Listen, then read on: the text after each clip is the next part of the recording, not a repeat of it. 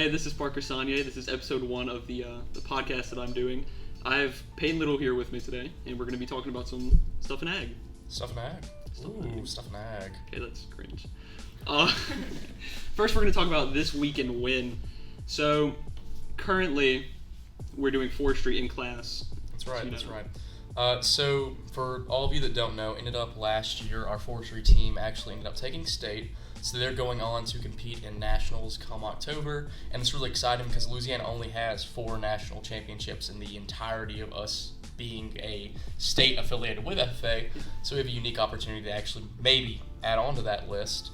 But right now we have some freshmen going through their forestry unit, getting to learn, some things, maybe diameter, something like that. Just getting their feet wet, learning about FFA. It's a good vibe. It's a good vibe. Yeah, honestly, forestry is probably one of the better competitions that I actually enjoy, and y'all have a really good chance of winning nationals this year. Yeah, we do. The only thing about forestry is just it's a lot to get your head wrapped around. So, but I think the freshmen are getting really good at it. I think they're getting it a lot better than I got it when I was a freshman, for sure. Yeah. When I was doing that last year with Mr. Riley, I did not understand at all. And I walked in there today with Mr. Arthur, and they were literally just naming off the trees. Like, I would walk up to Mr. Riley, like, yeah, that's a tree. Definitely oak or something. But hey, that might be a pine. I don't know. Maybe a cypress. Cypress? I can't tell. Man, I'm feeling cedar today. But, yeah, I honestly think the Ag 1 and Ag 2 students are doing a really good job of forestry. Just watching that and seeing how they do it. Yeah, I think they're definitely going to be better than me in not that much time. Probably not. You're kind of bad. Yeah, I'm pretty bad. It's true. So, we had that chapter meeting Thursday. Yes, yesterday would be Thursday for when this comes out. And honestly, I think that chapter meeting went pretty well for our first meeting. Yeah, I think it went really well. I think that it gave people a pretty good impression of like what we're about, what we're doing. Mm-hmm. We recapped some of the stuff from last year. So maybe they got to see what we were about last year because we have a bunch of new incoming freshmen. The freshman class is huge. So it's a pretty good thing that they were able to see what we have done and then what we're leading up to doing this year. Yeah. There were 72, I counted 72 that attended. So I'm hoping that when they see this, they get an interest in FFA and things like that and start applying themselves to do competitions and being an officer, applying for that kind of thing. It's a really cool opportunity to be able to lead a younger group of audience, to just kind of help them figure out what they want to do. It's really cool. I really enjoy it. Yeah, it's definitely a unique opportunity that they have, and like you said, they just apply themselves. There's so much they can do in FFA. I really hope they do. There's a lot you can go with FFA. It's not just an organization you go to school, take ag. There's competitions, events, you meet people, do stuff. It's a lot of fun. Definitely worth your time, I'd say. So, about that Hurricane Ida? The Hurricane Ida relief, yeah. So we actually ended up being the central location, by us I mean the Winfield chapter, for any northern people or chapters that are trying to help out the South where the hurricane hit, like south of Baton Rouge, that area. They gave us all of our supplies, and then I forgot which date, but it was back in the gap like 2 weeks ago or something. On a Saturday, we all went down, by all I mean like 7 people. We went down there, we took some, I think 2 trailers and then a bunch of cars full of supplies, and then just passed it out to a drive going down there. South of Baton Rouge is like 4 hours, I believe. So that was just a really good thing. You could see your community coming together and helping out people. It's definitely. Nice. It was very crazy to see that this many people had brought things and actually cared. It was a lot of stuff we had. There was a lot of things in that. A lot of stuff. Like I think some of you may know Donny Moon. His red trailer that he always has was completely full of water. I've never in my life seen that much water in one place. It was beautiful. I don't think I've ever seen that water in my life, like that amount. No, certainly not. Speaking of water, heard about that floating port in the Netherlands? Ooh, floating port in Netherlands? Floating dairy farm. You want to tell me about dairy farm? It's a dairy farm, yeah. No, you did not. Tell me about that. Established end of 2018. Actually pretty cool. Like, really cool. They, it's to keep, so when it floods, they can continue production for dairy. They have a lot of stuff going on with that. They just... Cut that out, bro. Cut that out. Yo, cut the camera. It was originally not going to happen, and then they saw the opportunity because, like, I guess it's in Rotterdam. I guess it's, like, very populated or something, but they have, like, no room for anything. And so, I forgot what their name was, but the guy, he was like, yo, let's just build a farm on water, and I was like, whoa, dude, whoa. And then so now they have a floating dairy farm. It looks like kind of like a greenhouse. You can look up some pictures. They have it to where it also grows duckweed, I think, to feed the cows. Mm-hmm. It's really cool stuff, and I read a bunch of articles, and it says that they built it on the water, and cows can't get seasick because it's pretty much like a cruise ship for cows, which is interesting. Like how if you go on a cruise, you wouldn't get like seasick because it's like level. There's no shaking. It doesn't really move back and forth. Mm-hmm. And they're currently trying to expand it. I think it had 40 something cows currently, and it's still going. It's really cool.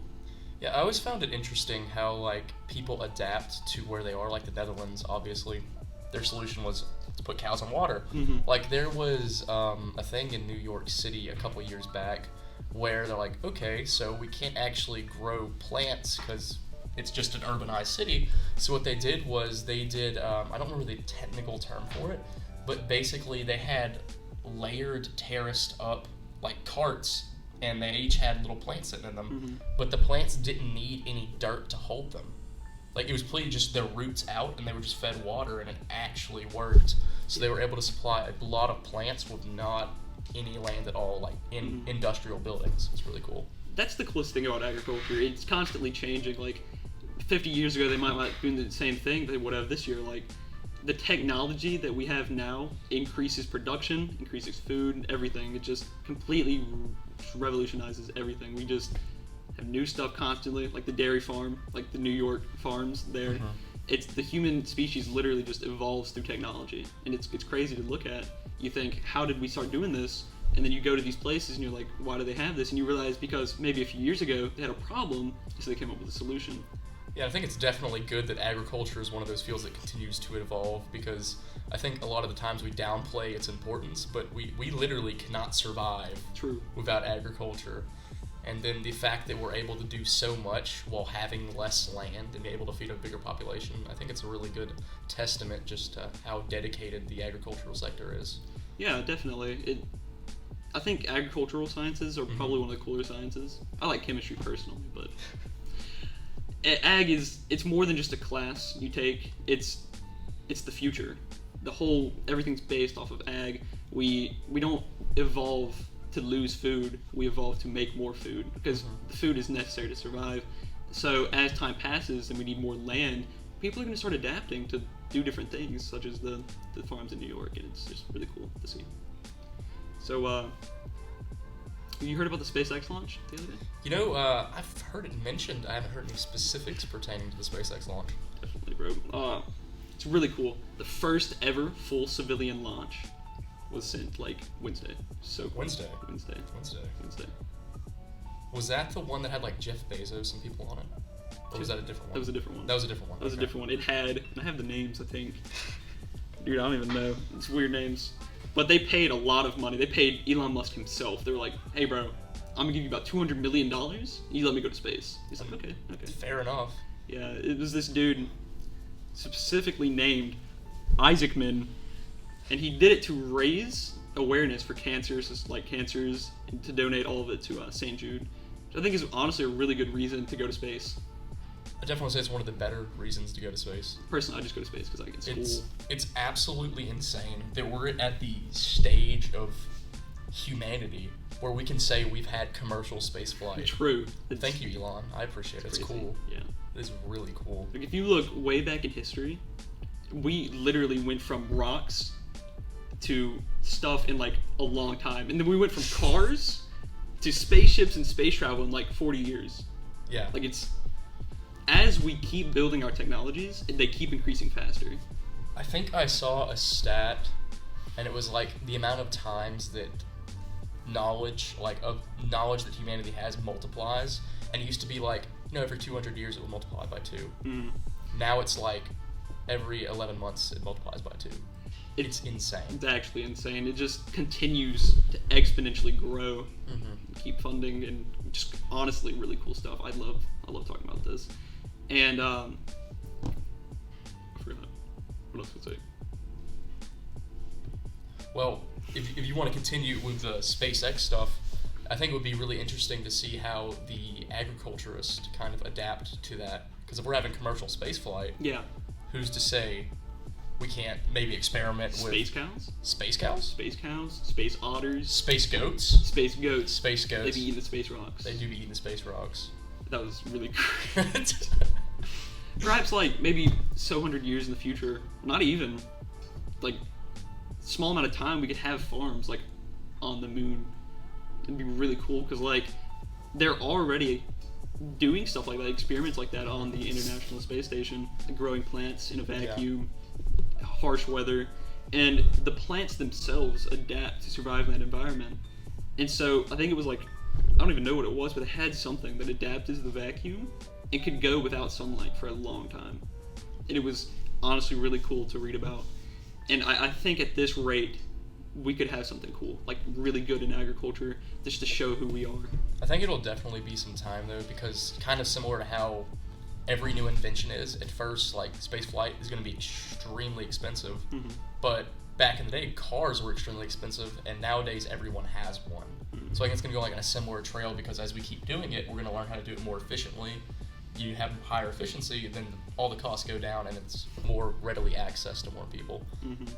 If we go back a little bit to technology and ag, and once again, it's honestly, it's increasing so fast, really cool, and it is more than just a class. It's a lot of things. It's theory. It's a way of life. We don't just have ag to grow plants and to do these. We have ag to increase everything else. Like ag is not only just plants and animals, it's machines, welding, all that stuff. Like if you take the ag class, you're gonna know about this. It's more than just go to school and learn. It's to help grow the future. Yeah, when you really look at it, it's, you have ag. It's like, okay, plants, farming, whatever. But then you realize that branches off into every single field that you can have in the world. So anything you want to do really originates with agriculture, and if you started agriculture, you can work your way to pretty much any job you wanted. Yeah, 100%. Like, if you look past it's just ag, like you said, plants and animals, the plants can be like food science, food research, plant science. It's not just gardening. Same with animals. It's not just farming animals, it's vet science, all this other kind of stuff. Like, it's more than just what it says it is. You can take it to so many different levels and actually make a career out of it, which I think is really cool. I really like that. Yeah, it's also, it doesn't even have to directly correlate to a science, because they're agricultural lawyers too. Yeah. That specifically deal with just agricultural topics and things like that. So I think it's just interesting to see how everything kind of webs out from agriculture. Yeah. I have an uncle, his name's Red, and he's a forest management guy. He like goes and he marks trees and all that, and he was trying to talk me into it the other day at my grandma's house. He was like, hey, you should do this. I said, no, I'm not doing that. But anyway, he was like, it's really cool, because I took ag as a kid, and I saw this and I thought it was dumb, and then the more I did it, the more I started to like it, and now he's actually like got a job in it, and it's really cool to see how he went from not liking it to liking it and having a job in the future.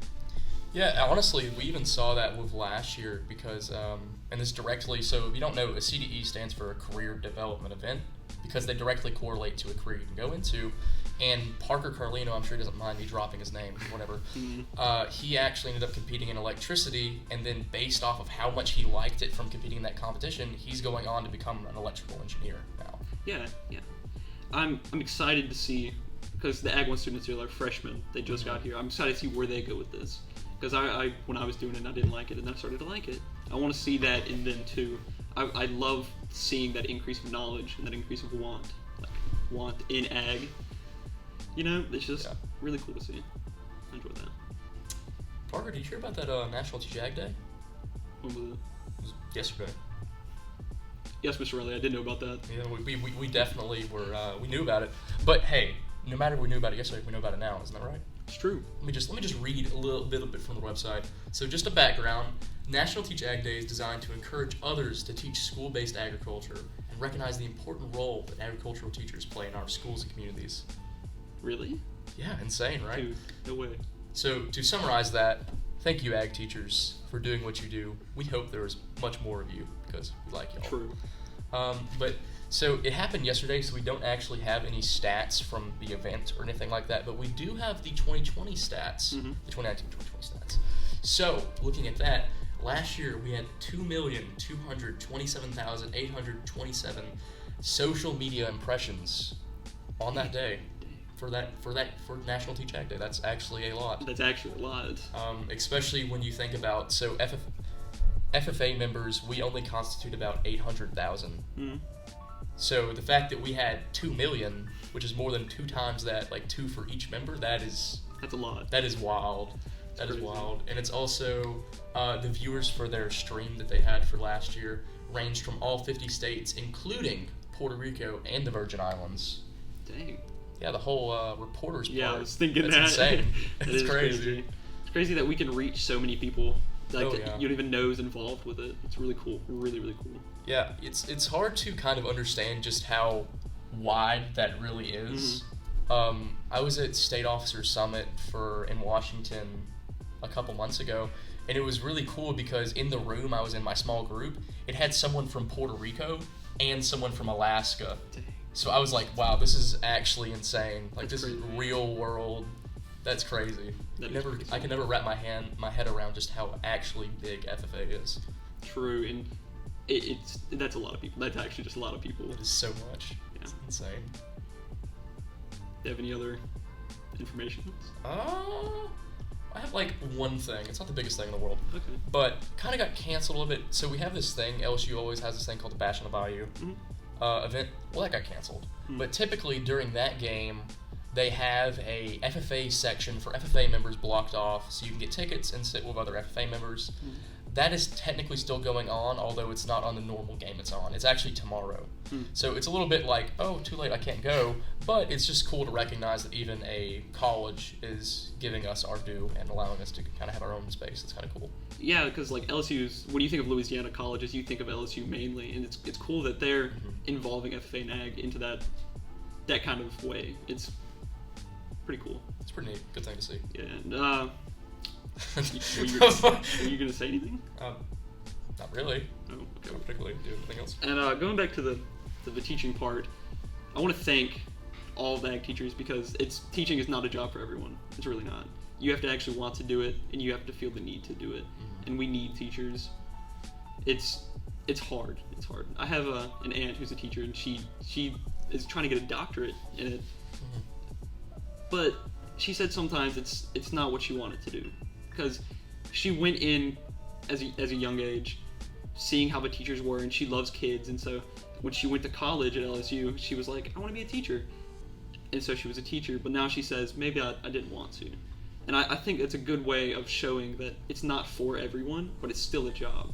Like, you can enjoy it, and sometimes there's downsides, but we thank the teachers that actually want to do it. Yeah, for sure, especially agriculture teachers, because I don't know if you're aware, but the average retention rate of an ag teacher is 5 years. So the fact that we have ag teachers that are still going on after that point, that is extremely impressive and very happy for them. Like Mr. Vines. I definitely would not. Yeah, Mr. Vines, 49 years. It's a prime example. Oh my gosh. That's such a long time. So long. Imagine sitting there for 49 years talking about plants and animals, dude. I couldn't do he it. loved it. Couldn't do it. He Man, did. loved it like no other. He did. But yeah, definitely because just ag has provided me with everything I've enjoyed throughout high school is stemmed from FFA. So Yeah. So Peyton Little is the state president, as you probably know. But do y'all have anything that you do that you tell us about? I'm trying to think of what we have coming up. There's not anything too big dealing with like multiple people. We have something called Checkpoint. So throwing it back, like right after convention when we get elected, sworn in office, whatever you want to call it, we go on to a base camp where we have a national FFA person there with us, and they kind of teach us like what we're supposed to do, how we're supposed to do it, how we're supposed to act, that type of thing. And then we have checkpoints throughout the year where that person will come back and then teach us new skills. And we have one of those coming up on like the 24th. Yeah. Which is pretty cool. I think it's cool that I get to have the state FFA president as my friend and to be able to come onto my podcast, because like that's such a bragging that I can just be like, yeah, bro, Peyton's my friend, and they know who I'm talking about. Thank you. That makes me extremely uncomfortable. Yeah, no, say something good about me. Say something good about me.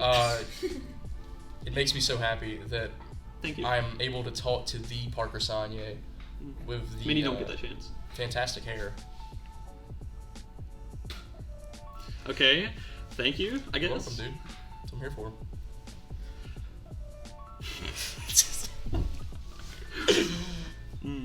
To summarize everything we talked about, we've talked about forestry, what the chapter meeting, Hurricane Ida, ag students, all that stuff.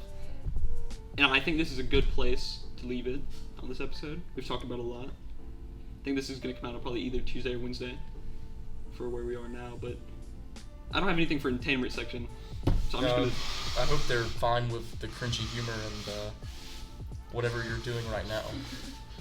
Yeah, Miss Riley, put this in. I'm going to do a little jig for the entertainment section.